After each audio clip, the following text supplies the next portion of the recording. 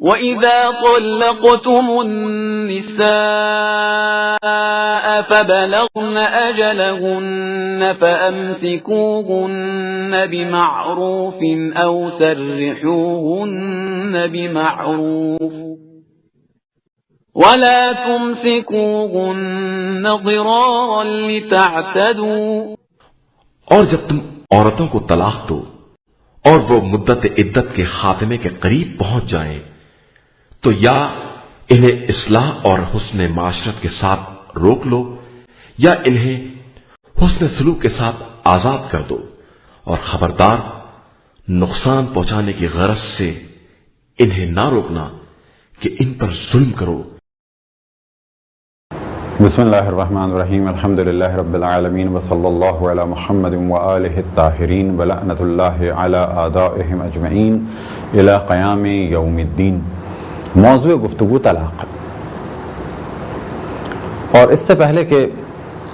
طلاق کے کچھ فقہی احکام بیان کیے جائیں، طلاق کی اقسام بیان کی جائے، تو پہلے اس وقت ہماری گفتگو ہے صرف طلاق کے موضوع میں کہ طلاق کے معنی کیا ہیں، مفہوم کیا ہیں، اور طلاق کی کیا حیثیت ہے۔ تو پہلے مرحلے میں توجہ رہے کہ طلاق کے معنی ہے آزاد کرنا یا چھوڑنا، لیکن فقہی اعتبار سے طلاق کے معنی ہے ایک شوہر اپنی بیوی کو اس طرح سے چھوڑ دے کہ بعد میں، البتہ وہ چھوڑنا بھی شرائط کے ساتھ، کہ بعد میں وہ کسی اور کے نکاح میں جا سکے۔ جس طرح سے اللہ سبحانہ و تعالی نے ایک گھر کو آباد کرنے کے لیے، ایک نئے خاندان کو وجود میں لانے کے لیے ایک شرعی حکم نکاح کی صورت میں بیان فرمایا، بالکل اسی طریقے سے اللہ سبحانہ و تعالی ہی نے طلاق کا بھی حکم دیا اور اس کی شرائط اور احکام بیان کیے۔ گو کہ طلاق ایک مذموم عمل ہے، یعنی غیر پسندیدہ عمل ہے، لیکن اس کے بھی احکام ہیں، اور یہ بھی ذہن میں رہے کہ اللہ سبحانہ و تعالی نے یہ نہیں چاہا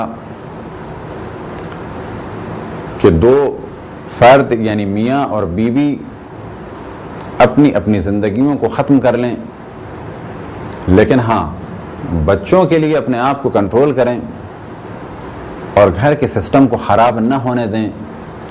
لیکن اگر امکان نہ ہو، امکان نہ ہونے سے کیا مراد کہ شوہر کے ساتھ رہنا انتہائی خطرناک ہو، یا بیوی کے ساتھ شوہر کا رہنا شوہر کے لیے خطرناک ہو، تو ایسی صورت میں بلا شک طلاق دی جا سکتی ہے، یا طلاق کی ایک خاتون ڈیمانڈ کر سکتی ہے۔ بعض ادیان کیونکہ وہ فقط چند عبادات کی حد تک ہیں، تو وہاں پر نکاح کا قانون تو ہے لیکن طلاق کا قانون نہیں ہے۔ لیکن اسلام در حقیقت ایک مکمل دین ہے، اور انسان کی ضروریات کو مد نظر رکھتے ہوئے اللہ سبحانہ و تعالی نے اس قانون کو بھیجا۔ تو اس میں طلاق کا بھی ایک سلسلہ ہے، صرف یہ نہیں ہے کہ دو میاں بیوی رشتہ ازدواج میں منسلک ہو گئے، اب اس کے بعد لڑتے رہیں، روتے رہیں، یہاں تک کہ زندگیاں برباد ہو جائیں، تو اسلام نے یہ پسند نہیں کیا، بلکہ حق دیا کہ جدا ہو سکتے ہیں۔ اب اگر یہ طلاق اس صورت میں ہو کہ گھر برباد ہوتا ہو، بچے برباد ہوتے ہوں، اگر یہ طلاق اس صورت میں ہو کہ ایک لڑکی سے شادی کی جائے، پھر اس کے بعد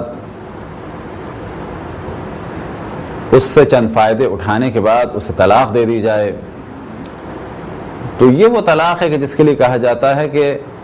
مذموم طلاق ہے، اور حرام ہے یہ عمل، ظلم ہے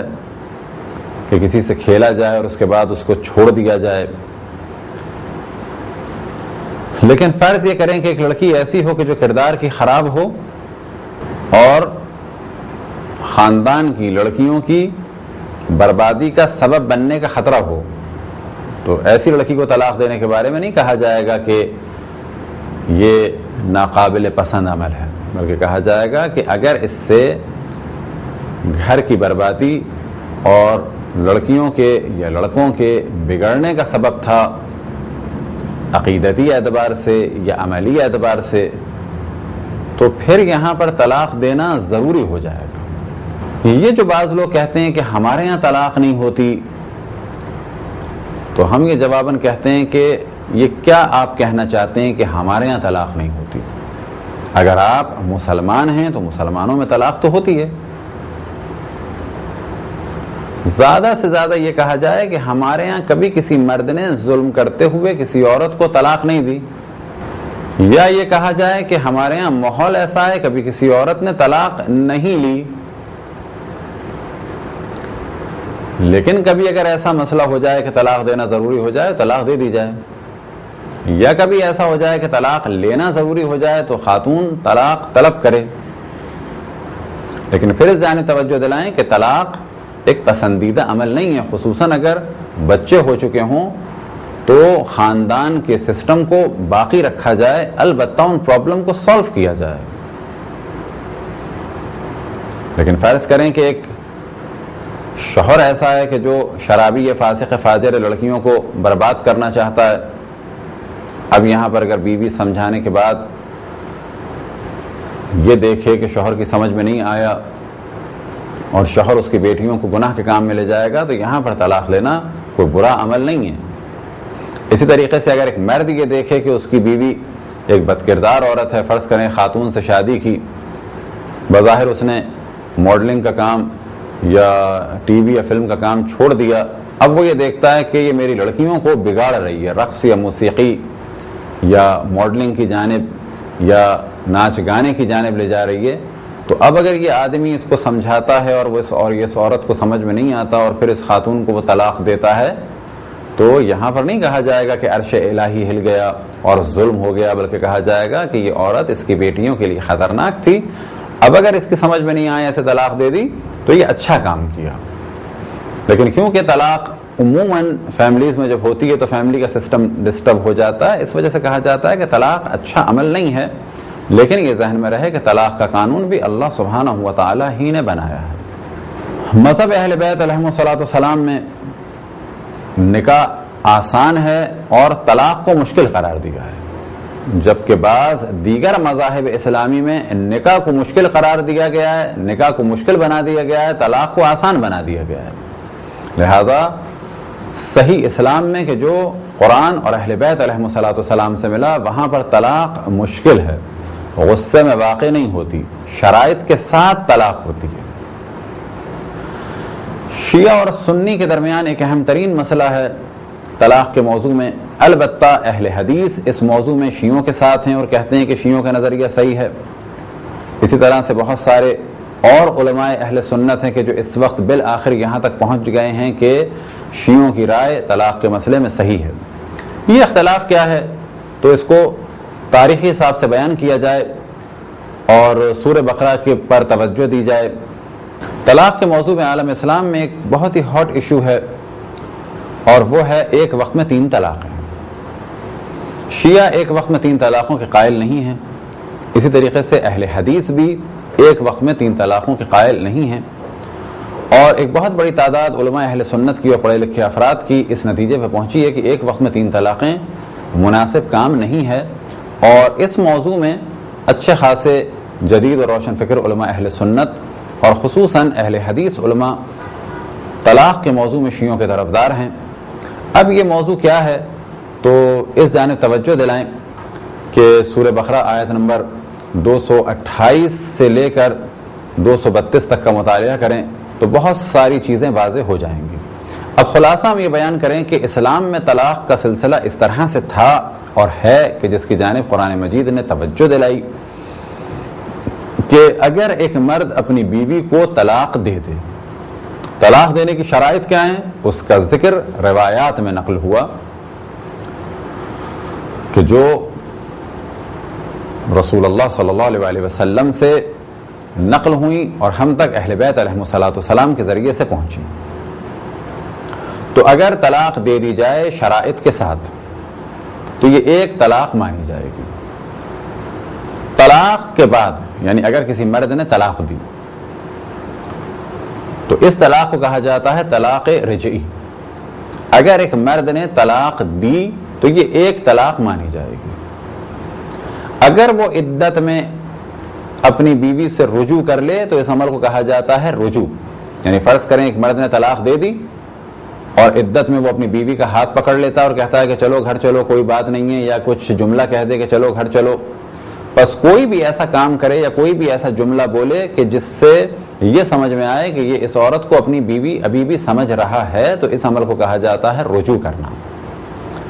تو طلاق ایک دفعہ دی، اس کے بعد رجوع کر لیا، یا اگر عدت گزر گئی تو دوبارہ نکاح کر لیا.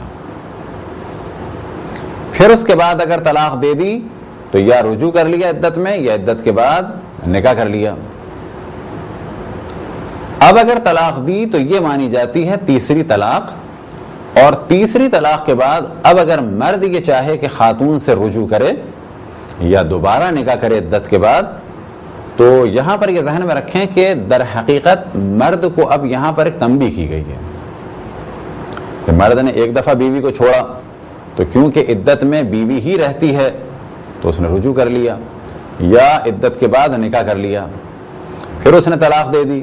پھر عدت میں یا رجوع کر لیا یا عدت کے بعد نکاح کر لیا. اب جو وہ تیسری دفعہ طلاق دے گا تو یہ خاتون آزاد ہیں اور مرد اس سے دوبارہ یعنی اسی کا شوہر اس سے دوبارہ نکاح نہیں کر سکتا جب تک کہ کوئی اور مرد اس سے نکاح نہ کر لے اور ازدواجی تعلق برقرار نہ ہو جائے. اب اگر وہ شخص مر جائے یا یہ خوشی سے طلاق دے دے تو اب پہلا شوہر اس سے شادی کر سکتا ہے اور اس عمل کو کہا جاتا ہے حلالہ. تو اسلام میں در حقیقت ایک طلاق ہوگی، پھر اس کے بعد زندگی گزرے گی نکاح کے ذریعے یا رجوع کے ذریعے، پھر دوسری طلاق ہوگی، پھر زندگی گزرے گی نکاح کے ذریعے یا رجوع کے ذریعے. اب جو تیسری طلاق ہوگی تو پھر حلالے کی نوبت آئے گی. صحیح بخاری میں باب طلاق پر دقت کریں اور تفصیل آپ دیکھیں صحیح مسلم میں، کیونکہ صحیح بخاری میں اس چیز کو بہت کلیئر بیان نہیں کیا، لیکن صحیح مسلم نے اس موضوع کو باب طلاق میں 3 طلاقوں کے موضوع میں بالکل واضح بیان کیا کہ رسول اللہ صلی اللہ علیہ وآلہ وسلم کے دور میں اور پھر ان کے بعد حضرت ابو بکر کے دور میں اور پھر ان کے بعد حضرت عمر کے دور میں 2 سال تک ایک روایت میں نقل ہوا اور ایک جگہ نقل ہوا کہ 3 سال تک ایک وقت میں ایک طلاق ہوتی تھی. لیکن حضرت عمر نے اپنے دور میں ایک نیا قانون بنایا اور وہ قانون یہ کہ آج سے ایک ہی وقت میں 3 طلاقیں جاری ہو جائیں گی. جبکہ رسول اللہ صلی اللہ علیہ وسلم کے دور میں اگر کوئی مرد کہہ دے کہ میں نے اپنی بیوی کو 3 طلاقیں دیں یا حتیٰ کہہ دے کہ 100 طلاقیں دیں تو وہ طلاق ایک ہی ہوتی تھی. حضرت ابوبکر کے دور میں بھی اگر کوئی مرد 3 طلاقیں دے اپنی بیوی کو تو ایک طلاق مانی جاتی تھی، یعنی وہ رجوع کر سکتا تھا، نکاح کر سکتا تھا عدت کے بعد. حضرت عمر کے دور میں بھی یہی تھا کہ اگر کسی آدمی نے اپنی بیوی کو طلاق دی تو وہ عدت میں رجوع کر سکتا اور عدت کے بعد نکاح کر سکتا تھا. لیکن حضرت عمر نے 2 سال کے بعد ایک روایت ہے صحیح مسلم کی اور ایک روایت کے مطابق 3 سال کے بعد یہ نیا قانون بنایا کہ جو قرآن سے ٹکرا رہا ہے کہ ایک ہی وقت میں 3 طلاقیں. تو آج اہل سنت میں حضرت عمر کا یہ قانون چل رہا ہے، لیکن اہل حدیث حضرات نے حتیٰ ٹی وی پہ جیو کے پروگرام الف میں بہت واضح کہہ دیا کہ یہ حضرت عمر کا غلط فیصلہ تھا اور ہم اسے نہیں مانتے. اسی طریقے سے ڈاکٹر غامدی گو کہ وہ ان افراد میں سے ہیں کہ جن کے بارے میں کہا جا سکتا ہے کہ بہت زیادہ بغض ہے انہیں اہل بیت سے اور اہل بیت سے بہت دور بھاگتے ہیں وہ، جبکہ اللہ سبحانہ و تعالیٰ کا حکم ہے کہ اہل بیت کے پاس آیا جائے، لیکن وہ اہل بیت سے دور بھاگتے ہیں. لیکن طلاق کے موضوع میں انہوں نے شیعوں کی روش کو قبول کیا. اسی طریقے سے مفتی اعظم جامع الازہر نے شیخ شلتوت نے بھی بہت واضح کہا کہ میں بعض فتوے شیعہ فقہ کے مطابق دیتا ہوں اور خصوصاً طلاق کے موضوع میں. تو پھر ہم توجہ دیں کہ حضرت عمر نے جب سے ایک ہی وقت میں 3 طلاقوں کا سلسلہ شروع کیا تو اس وقت سے اہل سنت میں ایک بہت بڑا پرابلم آ گیا کہ مرد نے غصے میں بھی کہہ دیا طلاق دی تو یہ بیوی اس پر حرام ہو گئی, اب یہ دوبارہ نکاح بھی نہیں کر سکتا, جبکہ قرآن کے اعتبار سے دوبارہ نکاح کر سکتا ہے عدت کے بعد اور عدت میں رجوع کر سکتا ہے. پر شیعہ سنی میں تقریباً 14 صدیاں اس اختلاف میں گزر گئیں. ہم یہ کہتے ہیں کہ ایک مرد اگر طلاق دیتا ہے اپنی بیوی کو تو وہ دوبارہ نکاح کر سکتا ہے, اور اگر طلاق رجعی ہے تو عدت میں رجوع کر سکتا ہے. پھر دوبارہ اگر زندگی گزرنے کے بعد طلاق دی تو یہ دوسری طلاق ہوگی, اور پھر اگر دوبارہ زندگی گزاری رجوع کر لیا یا نکاح کر لیا, اب جو طلاق دے گا وہ تیسری طلاق ہوگی. لیکن اگر کوئی مرد کہتا چلا جائے کہ میں نے تمہیں طلاق دی طلاق دی طلاق دی 1000 دفعہ بھی کہے تو ایک ہی طلاق ہوگی. اس بارے میں ہم مثال یہ دیتے ہیں کہ اگر کسی شہر کی میونسپلٹی یہ قانون بنائے کہ اگر کسی نے 1 دفعہ گھر توڑا تو کوئی جرمانہ نہیں ہے, 2 دفعہ گھر توڑا تو کوئی جرمانہ نہیں ہے, تیسری دفعہ گھر توڑا تو پھر بنانے سے پہلے اتنا جرمانہ ہوگا. اب یہ قانون اپنی جگہ باقی رہے, ایک ایڈمنسٹریٹر آئے اور وہ یہ کہے کہ آج سے میں پہلی دفعہ گھر توڑنے کو 3 دفعہ گھر توڑنا کاؤنٹ کروں گا, پہلی دفعہ گھر توڑنے کو 3 دفعہ توڑنا کاؤنٹ کروں گا, اور پہلی دفعہ توڑنے کے بعد بھی جرمانہ لے لوں گا, کیونکہ قانون میں لکھا ہوا ہے. تو یہاں پہ کہا جائے گا کہ ایک گھر ایک ہی دفعہ ٹوٹ سکتا ہے, کسی کے کہنے سے 3 دفعہ نہیں ٹوٹے گا, تیسری دفعہ جب ٹوٹے گا جب 2 دفعہ بنے گا. بس حضرت عمر نے اپنے دور میں ایک ہی وقت میں ایک ہی طلاق کو 3 طلاق قرار دیا اور کہا کہ اگر کوئی 3 طلاق دے دے, جبکہ 3 طلاق نہیں ہو سکتی. آج بھی پاکستان میں مختلف تنظیمیں اس مشکل سے بچنے کے لیے یہ ڈسکشن کر رہی ہیں اور یہ قانون بنانا چاہتی ہیں کہ ایک وقت میں 3 طلاقیں نہ دی جائیں. تو یہاں پر قانون بنانے کی ضرورت نہیں ہے, اعلان یہ کریں کہ ہم آج سے تعلیمات قرآن پر عمل کریں گے, نہ کہ نظریات حضرت عمر پر. یہ کہہ دیا جائے مشکل حل ہو جائے گی طلاق کے موضوع میں. تو شیعوں نے بہت مقابلہ کیا اور اللہ کا شکر ہے کہ آج بہت سارے موضوعات ایسے ہیں کہ جس کی جانب عالم اسلام پلٹ رہا ہے. طلاق کے موضوع میں بھی پلٹ آیا, اسی طریقے سے بعض دیگر موضوعات میں بھی پلٹ رہا ہے, اور انشاءاللہ تدریجاً جتنا جتنا کمیونیکیشن گیپ ختم ہوگا اور کمیونیکیشن تیز ہوگا اور میڈیا پر مذہب حق اہل بیت علیہم السلام بیان ہوگا, تدریجاً بہت سارے کنفیوژنز دور ہو جائیں گے. اسی طریقے سے مذہب اہل بیت میں نشے کی حالت میں سوتے ہوئے مذاق میں طلاق نہیں ہوتی, لیکن بعض دیگر مذاہب اسلامی میں طلاق کو ایک مذاق بنا دیا گیا ہے کہ سوتے میں اگر کوئی کہہ دے طلاق ہو جائے گی, نشے میں کوئی کہتے طلاق ہو جائے گی. لیکن اسلام میں, اسلام واقعی میں کہ جو قرآن و اہل بیت علیہم السلام سے ملا, اس میں طلاق نہیں ہوتی. لہذا انڈیا میں ایک واقعہ ہوا کہ ایک فلم بنی, اس کا نام رکھا گیا طلاق. تو بعض مفتیوں نے, کہ اللہ ان کی ہدایت فرمائے, یہ ایشو اٹھایا انڈیا میں کہ جب عورتیں اپنے شوہروں سے پوچھیں گی کہاں گئے تھے تو وہ جواب دیں گے کہ فلم دیکھنے گئے تھے. پھر عورتیں پوچھیں گی کون سی فلم دیکھی تو وہ جواب دیں گے طلاق. تو اس فلم کا نام لینے سے بیویوں کی طلاق ہو جائے گی. تو مذہب اہل بیت میں یہ چیز کلیئر ہے کہ اس طرح کے جملوں سے طلاق نہیں ہو سکتی, طلاق کی شرائط ہیں. ایسے طلاق نہیں ہو سکتی کہ فلم کا نام لیا طلاق تو طلاق ہو گئی, یہ کھیل بنا دیا اسلام کو. تو لہذا اس فلم کا نام بدل کے طلاق کی جگہ نکاح رکھا گیا. یا مثال دی جائے کہ اگر کسی کالج کی لڑکی نے پوچھ لیا کون سی فلم دیکھ کے آئے کل تم, تو کوئی لڑکا کہہ دے نکاح, تو کیا نکاح ہو جائے گا؟ تو نہ کہنے سے نکاح ہوتا ہے اور نہ ہی کہہ دینے سے طلاق ہوتی ہے۔ ان سارے کاموں کے لیے ارادہ شرط ہے اور اس کے علاوہ دیگر شرائط ہیں۔ اسی طریقے سے پاکستان میں ایشو اٹھا کہ ٹی وی پر ایک میاں بیوی کہ جو ریئل لائف میں بھی میاں بیوی تھے، نام ہم لے دیتے ہیں کیونکہ یہ ایشو بڑا اٹھا تھا، عثمان پیرزادہ اور سمینہ پیرزادہ۔ تو یہ ایشو اٹھا کہ جی ٹی وی کے ایک ڈرامے میں عثمان پیرزادہ نے اپنی زوجہ کو، سمینہ پیرزادہ کو طلاق دے دی، تو مفتیوں نے بعض نے شور کیا کہ یہ طلاق ہو گئی۔ اب وہ گو کے ٹی وی ایکٹر ہیں، لیکن ان کی سمجھ میں یہ بات آئی کہ بھائی یہ تو مذاق ہو رہا تھا، یہ ایک ڈرامہ تھا، کوئی ریئل لائف تھوڑی تھی۔ اور حقیقت بھی یہی ہے کہ ان مفتیوں کی نسبت ان ٹی وی ایکٹر اور ایکٹریس کا جواب اسلام سے قریب تر تھا، یعنی ان کا جواب بلکہ اسلامی جواب تھا۔ یہی اسلام کہتا ہے کہ ان کاموں کے لیے ارادہ ہو اور اسی طریقے سے اختیار ہو، بس ارادہ نہیں تھا یہاں پر، یہ ایک ڈرامہ چل رہا تھا۔ اب بعض افراد سے کہا جائے کہ اگر ٹی وی پہ کوئی شخص طلاق دے دے اپنی بیوی کو